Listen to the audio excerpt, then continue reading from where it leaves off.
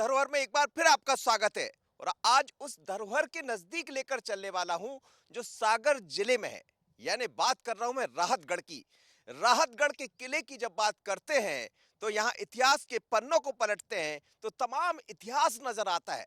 कहते हैं कि इस किले को परमार से लेकर चंदेल तक की बात की गई, लेकिन बाद में गौड़ राजा संग्राम सिंह का यहाँ आधिपत्य हो गया। और भी बहुत कुछ है इतिहास के पन्नों में। तो चलिए आज पन्ने भी पलटते हैं और यात्रा कराते हैं आपको राहतगढ़ किले की। मध्य प्रदेश के बुंदेलखंड का अपना ऐतिहासिक महत्व रहा है। इतिहास के पन्नों में सबसे ज्यादा जिक्र होता है राहतगढ़ के किले का। इस बार हम भी बीना नदी के तट पर ऊंची पहाड़ी पर बसे इस किले को समझने देखने भोपाल से 150 किलोमीटर दूर राहतगढ़ पहुंच गए। जैसे ही पहुंचे तो नीचे से ही किले की बाहरी दीवारों के साथ सुरक्षा चौकियों के अवशेष दिखाई देने लगे और एहसास हुआ इसके पुरातन वैभव का। गौड़ों का जब शासन यहाँ आया तो सबसे बड़े जो शासक थे वो संग्राम सिंह थे। संग्राम सिंह के नाम की चर्चा होती है और कहते हैं कि संग्राम सिंह इसी किले महल में रहा करते थे। ये पीछे की तरफ बना हुआ महल है, लेकिन बड़ा विशाल है। इसकी विशालता इसी बात से देखी जा सकती है। आप देखिए जैसे जैसे आप आगे बढ़ते हैं तो अलग अलग आपको महल मिल जाएंगे, राजा महाराजों की कहानियां मिल जाएंगी अलग अलग दौर के। इसीलिए मैं कहता हूं कि परमार का जिक्र यहाँ होता है, चंदेलों का जिक्र होता है, गौड़ राजाओं का यहाँ जिक्र होता है। और ये जो जगह है वो गौड़ राजाओं की रहा करती राहतगढ़ के इस किले को 10 से 12वीं शताब्दी के बीच परमारों ने बनवाया, ऐसा कहा जाता है। लेकिन इस किले पर परमार के बाद चंदेल, गौड़, मुगल, बुंदेला और मराठों ने शासन किया। कहा जाता है कि ये किला अवैध किलों में से एक था। दूसरे द्वार से जैसे ही इसमें प्रवेश करते हैं तो इसके प्रमाण भी मिलते हैं। थी। राहतगढ़ किले की बनावट सुरक्षा की दृष्टि से बड़ी महत्वपूर्ण रही है और इसीलिए राहतगढ़ के किले के द्वार पर जब आप घुसते हैं तो ऐसे कई द्वार आपको मिल जाएंगे और इन द्वारों से होकर गुजर कर किले के मुख्य द्वार तक पहुंचा जा सकता है। यानी एक तरह से चेक पोस्ट का काम ये द्वार किया करते थे। लेकिन बात द्वारों की नहीं बल्कि आजू बाजू अलग अलग चौकियां बनी हुई थी, जहां जो चौकीदार है वो बैठा करते थे, सैनिक बैठा करते थे। तो बहुत आसान नहीं था इस किले में घुसना। 66 एकड़ में फैला विशाल किला अपने अतीत का एहसास कराता है, लेकिन रखरखाव की कमी के कारण अब वैसा रहा नहीं। प्रांगण में पहुंचते ही आन बान शान का प्रतीक लहराता तिरंगा बरबसी अपनी तरफ खींचता है और हम समझ पाते हैं इसके पुराने दौर को। यह है राहतगढ़ का मुख्य किला। इस किले का इतिहास हम आपको बताने वाले हैं, इस किले में क्या छिपा है वो भी हम आपको बताने वाले हैं। लेकिन जैसे ही किले के भीतर पहुंचते हैं तो सबसे पहला महल देखते ही जाता है कि कितना अलग यहाँ का इतिहास होगा, किस तरह की ये धरोहर है। आप देखिए पूरा किला यहाँ से मैं आपको दिखाता हूँ कितना सुंदर बना हुआ है। कई इसमें आपको कमरे, प्रांगण दिख जाएंगे। और जहाँ मैं आपको दिखा रहा था ये तो बड़ा सा मैदान यानी दरबार हॉल इसको कह सकते हैं। और ये देखिए कितना सुंदर किला है। यहाँ राजा महाराजा जो भी अलग अलग दौर के रहे हैं वो सब यहीं रहा करते थे, इसी किले में रहा करते थे। समय बदला, समय के बाद राजा महाराजाओं का दौर भी बदलता रहा। पहले परमार आए, फिर चंदेल आए, फिर उसके बाद ऐसा कहा जाता है कि चंदेल के बाद गौड़ राजाओं का यहाँ साम्राज्य रहा। लेकिन किला नहीं बदला। किले की जो दीवारें थी, किले की जो नक्काशी थी वो आज भी उसी तरह की है। तो ये देखिए कितना खूबसूरत ये बना है। अलग अलग ये एक तरह से कहा जाए तो यहाँ राजाओं का दरबार लगता होगा, राजा बाहर निकल कर आते होंगे। और यहाँ से जितना नीचा ये बना है उतना ही ऊपर की तरफ भी यहाँ बने हैं। यहाँ से जाने का ये रास्ता है ऊपर। लेकिन देखिए कितना खूबसूरत है। एक एक द्वार जो बनाए गए हैं अलग अलग कमरों में जाने के, तो उसके लिए भी जब आप देखेंगे तो ये इस तरह के कमरे हैं। ये कमरे यहाँ बने हैं और कमरे में जब भीतर आएंगे तो लाइट का इस्तेमाल करना पड़ेगा। मेरे आशीष मेरे साथ बने हुए हैं और आप ये देखिए जैसे आप यहाँ आएंगे तो कमरे के भीतर कमरे आपको देखते बनेंगे। पहला एक कमरा है, फिर उसके बाद लाइटों के लिए जैसे उजालदानी जिसको कहा जाता है, उजाले यहीं से होते थे। अलग अलग उजाले के लिए ताक बनी हुई है, इन्हीं में दीपक रखा करते थे, दीपक, लालटेन। और फिर देखिए कमरे के अंदर कमरा, ये देखिए। फिर यहाँ जब आप आएंगे तो फिर एक दूसरा कमरा आ जाएगा। तो रास्ते आप बढ़ते जाएंगे और यहाँ से घूमते घूमते कब आप दूसरी तरफ बाहर निकल जाएंगे तो देखिए कितने अलग तरह से इन किलों का निर्माण किया जाता था, इनके कमरे बनाए जाते थे। इसमें भी मिट्टी, ईंट का खूब इस्तेमाल हुआ है, चूने की परत और सीमेंट के साथ उस समय जो रहा करती होगी उसको जोड़ा गया।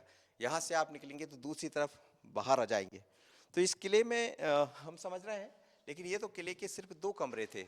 मैं आपको और लेकर चलता हूँ ऊपर की तरफ और समझते हैं कि ऊपर आखिर है क्या किले में। यहाँ से हम किले के सबसे बड़े महल में पहुंच जाते हैं, जो अलग अलग दौर में कई राजाओं के शासन का गवाह रहा है।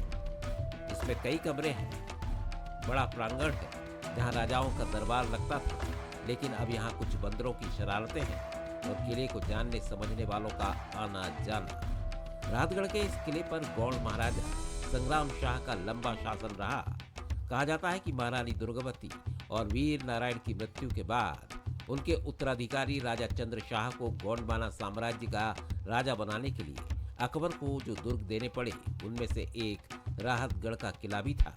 किले में कई महल है, इन्हीं में से एक संग्राम शाह का महल भी है। 10वीं से 12वीं शताब्दी के बीच बनाए गए इस किले में कई छोटे छोटे महल भी रहे, जहां अलग अलग दौर में राजा रानियां रहा करते थे। उसी तरह का एक ये महल है। आप देखिए कि अभी भी महल की इमारतें ये बता रही है कि कितना बुलंद रहा होगा ये पूरा महल। आप देखिए कि बाहर इसमें ईंट का इस्तेमाल किया गया है, ईंट के ऊपर लाल पत्थर से चुनाई की गई है जो नजर आती, यानी ईंट गारे के साथ साथ इसको बनाया गया है। लेकिन आप देखिए कि जैसे आप देखेंगे तो मेहराबदार इसके द्वार रहा करते थे। इसके पूरे मेहराब यहाँ बनी हुई अलग अलग। और इसके जैसे ही आप भीतर की तरफ आएंगे तो फिर आपको उस दौर में बिजली तो रही नहीं होगी, बिजली की कम संभावना कही जा सकती है। तो इसीलिए आप देखिए लाइट के लिए यानी रोशनदान बनाए गए थे जिसमें रोशनी रखी जाती होगी। दिए कहें, दीपक कहें, लालटेन कहें या उस दौर के जो भी अन्य सामान रहे होंगे आसपास। लेकिन अलग अलग कमरे रहा करते थे। ये तो पूरा इसके ऊपर आप देखेंगे तो उस समय भी लकड़ी का इस्तेमाल हुआ है इसमें, जिसे कहते हैं कि लकड़ी के ऊपर पूरा इसकी छत को रख रखा है। और उसी तरह आजू बाजू भी 2 कमरे रहा करते थे। देखिए अलग अलग रानी इसमें रही होंगी, ऐसी सोचा जा सकता है। लेकिन यहाँ से जब आप दोनों इन द्वारों को देखेंगे तो बाहर की तरफ भी यहाँ से दूर तक बहती बीना नदी नजर आती है जो अपनी खूबसूरती को बयां करती है। यहीं से आप देखिए पूरा नज़ारा कितना खूबसूरत है। और मुझे लगता है कि जब राजा महाराजा रानियां यहाँ बैठा करती होंगी तो फिर कितना खूबसूरत उस दौर में नज़ारा रहा होगा, क्योंकि जब तो हरियाली होंगी, कल कल बहती नदियाँ होंगी। आज भी नदी यहाँ से दिखाई पड़ती है, पर जैसे ही आप घूमेंगे तो दूसरी तरफ मेरे सहयोगी आशीष मेरे साथ है, तो जैसे ही आप घूमेंगे तो फिर हम आपको ऊपर की तरफ लेकर चलते हैं। तो जितना खूबसूरत नज़ारा यहाँ से नज़र आ रहा है वैसा ही कुछ नज़ारा भीतर यानी ऊपर की तरफ भी। आप देखिए कि यहाँ से जैसे ही आप जाएंगे तो थोड़ा सा आपको सीढ़ियाँ चढ़ना पड़ेंगी। ये ऐसे द्वार रहा करते थे यहाँ। ये जैसे ही आप जाएंगे तो सीढ़ियाँ चढ़ेंगे ऊपर। ये देखिएगा आप, ये पूरी सीढ़ियाँ हैं और इन सीढ़ियों के जरिए आप छत पर पहुंच सकते थे। धीरे धीरे कर कर छत पर जब आप पहुंचेंगे तो मैं भी कोशिश करूंगा चलने की, चढ़ने की, कि आखिर ऊपर का नज़ारा कैसा होगा। देखिए इन सीढ़ियों के जरिए ऊपर जाया जाता था।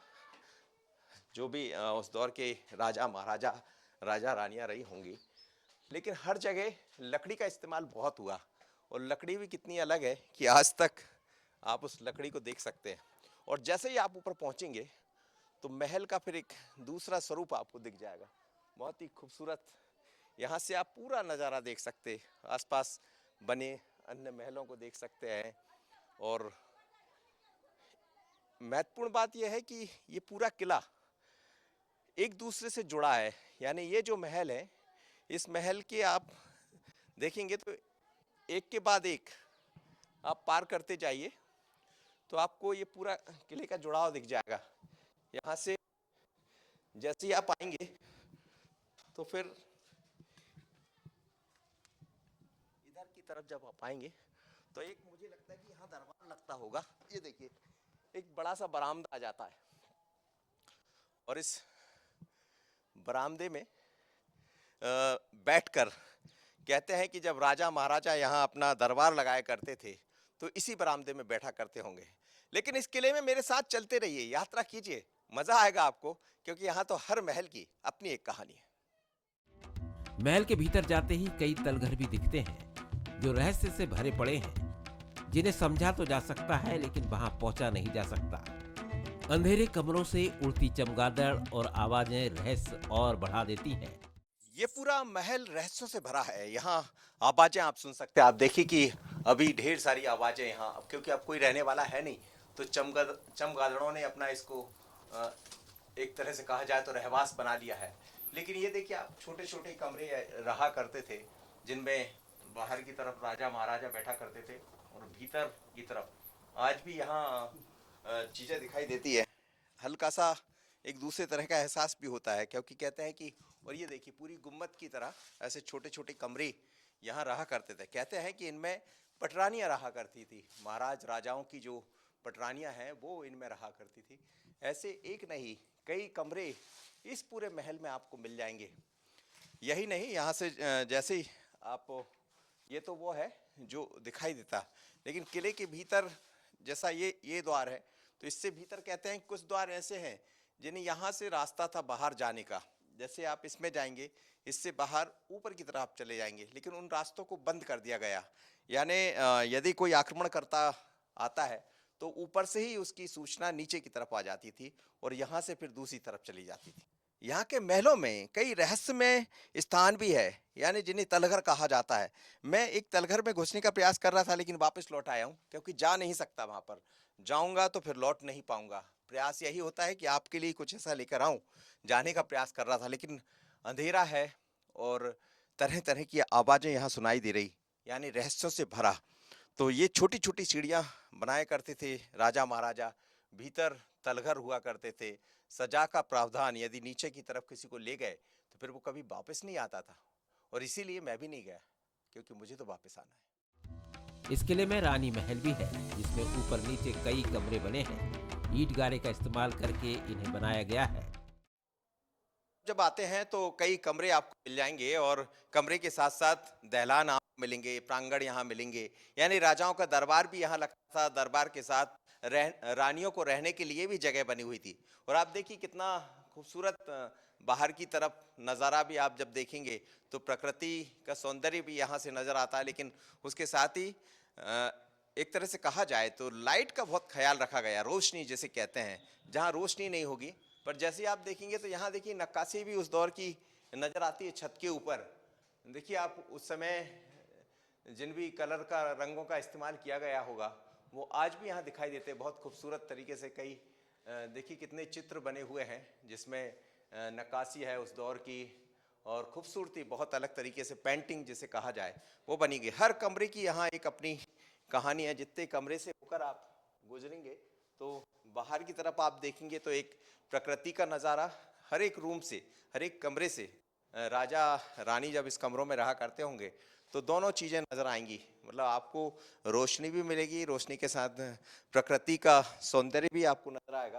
लेकिन जैसे ही आप पलटेंगे तो फिर आपको दूसरा कमरा नज़र आ जाएगा, और इस कमरे के जरिए आप चलते रहिए तो आप समझ ही नहीं पाएंगे ऐसे कितने कमरे यहाँ होंगे।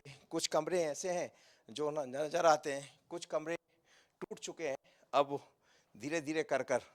और ये देखिए इन कमरों में रहस्य भी छिपा होगा।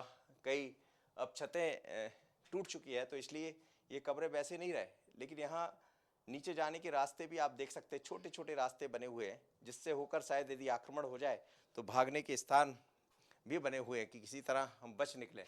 पर रोशनी का बहुत ख्याल रखा गया पूरे ही उसमें। जहाँ भी ये देखिए आप, ये भी एक रोशनदान है। जितने कमरों में आप जाएंगे तो वहाँ रोशन और हवा, इसका पूरा ख्याल आपको देखने को मिल जाएगा। और आप यहाँ तो ये हो गए करीब 3-4 रूम जो मैं आपको दिखा रहा था, लेकिन अकेले आसपास पूरे क्षेत्र में देखेंगे ऊपर की तरफ, तो जितने नीचे रूम है उससे कहीं ज़्यादा ऊपर बने हुए हैं। इसका मतलब ये कि नीचे दरबार लगता था और ऊपर राजा और रानी रहा करते थे। किले के निर्माण में सुरक्षा का खास ख्याल रखा गया। एक महल की छत पर जब पहुंचते हैं तो पूरा किला देखा जा सकता है। अलग अलग बुर्ज से सुरक्षा को समझा जा सकता है। यही नहीं, यहाँ से उस दौर के मंदिर, शिवलिंग, फुलवारी, उस वैभव की याद दिलाते हैं। बुंदेलखंड के जो किले अलग-अलग हुए हैं, उसमें राहतगढ़ का किला सबसे बड़ा किला माना जाता है। और जब आप मेरे पीछे, मेरे आजू-बाजू पे आप देखेंगे, तो इसकी इमारत खुद ये बयां करती है कि कितना बड़ा ये किला है। इसीलिए 66 एकड़ क्षेत्र में फैला है। लेकिन आप देखिए कि इस किले की जब चार दीवारियों को आप देखेंगे, तो अलग-अलग बुर्ज बनाए गए थे। अब बुर्ज की जैसे में आप देखेंगे तो एक गुम्बद नजर आ रही है, लेकिन बाकी टूट गए, धीरे-धीरे कर कर क्षतिग्रस्त हो गए हैं। इमारतें अब धीरे-धीरे गिरती जा रही है। तो दूर तक आप देखेंगे तो इसके बुर्ज, यानी हर एक बुर्ज पर सेना की जो टुकड़ियां हैं वो रहा करती थी सुरक्षा की दृष्टि से। आप पूरे किले को आप यहाँ से समझ सकते हैं देखकर, कितना जंगल रहा होगा। आज भी यहाँ जंगल है, बड़े-बड़े पेड़ दिखाई देते हैं, लेकिन वैसे जंगल नहीं है जो उस दौर में रहे होंगे। इमारतें भी अब दरक चुकी है, धीरे-धीरे गिर चुकी है। और कुछ चीज़ें ज़रूर ये बता रही कितना विशाल ये किला है। और ये देखिए, ये इस तरह के बड़े-बड़े बुर्ज पूरे चारों तरफ बने हुए हैं, जहाँ से भी आप नज़र दौड़ाएँगे। कुछ तो टूट गए हैं, कुछ अपनी कहानी बयाँ कर रहे हैं। और जब इन बुर्जों पर सुरक्षा के जो लोग, पहरेदार खड़े होते होंगे, तो पूरा शहर यहाँ से नज़र आता होगा। यानी यहीं से आप देखिए, कोई सेना दूर से जब आ रही होगी, तो कितनी दूर से यहाँ से किले पे बैठे-बैठे उस पर आक्रमण किया जा सकता था। और इसीलिए बार-बार इस बात का ज़िक्र इतिहास के पन्नों में हुआ है कि इस किले को भेदना इतना आसान नहीं था, जितना कहा जाता। और यहाँ से जब मेरे ठीक पीछे आप देखेंगे, जिसका मैं ज़िक्र कर रहा था, मेरे सहयोगी आशीष आपको दिखा रहे थे, एक बुर्ज पर बैठकर दूर तक आप अपनी नजरें दौड़ा सकते हैं। और चारों तरफ ऐसे कई बुर्ज यहाँ बने हुए थे। एक दौर में यहाँ बियाबान जंगल होगा।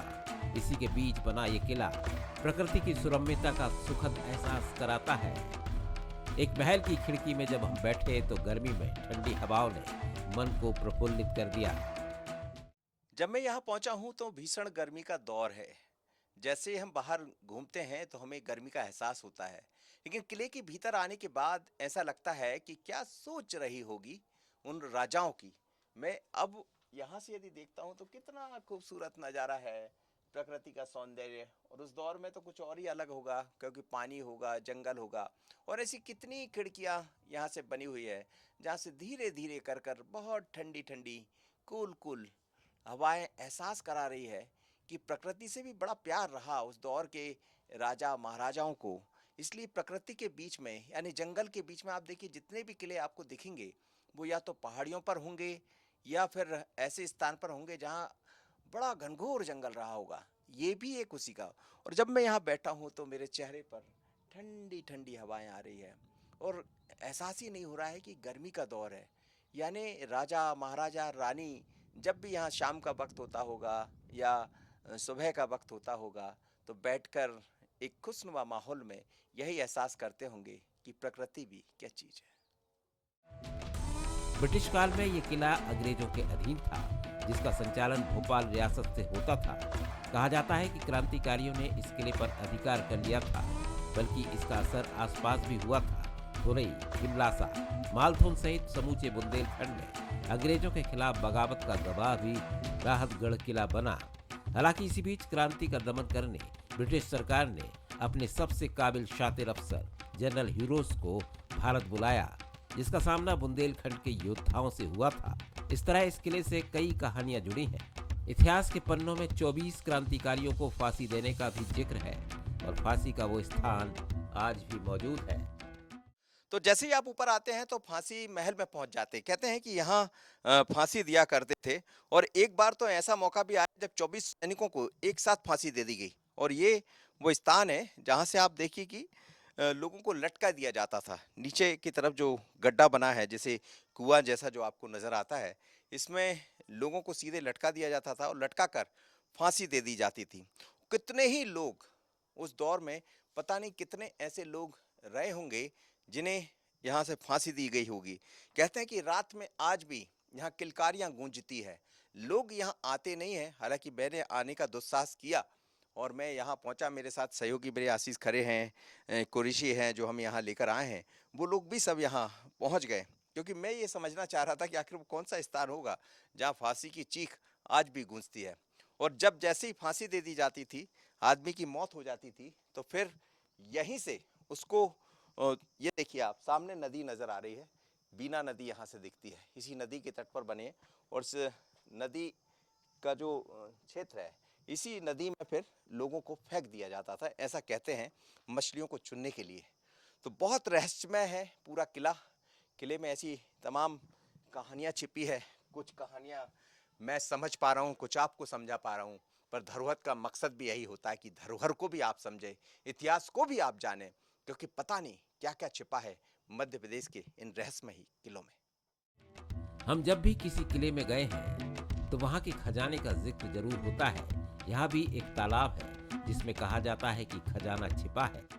इस किले का ये सबसे बड़ा तालाब है, यानी एक ही तालाब रहा करता था जिसे डोला भी कहते हैं। लेकिन इस तालाब में आप देखिए कि आजू बाजू उस दौर के बड़े अच्छे जंगल रहा करते होंगे, बहुत खूबसूरत नज़ारा रहा करता होगा। आज भी इस तालाब में आप पानी देख सकते हैं, पानी भरा हुआ है, लेकिन जाने आने के रास्ते बहुत अलग होते थे। धीरे धीरे कर कर ये इमारत तालाब की भी क्षतिग्रस्त हुई है, तो उसका असर यहाँ दिखाई देता है।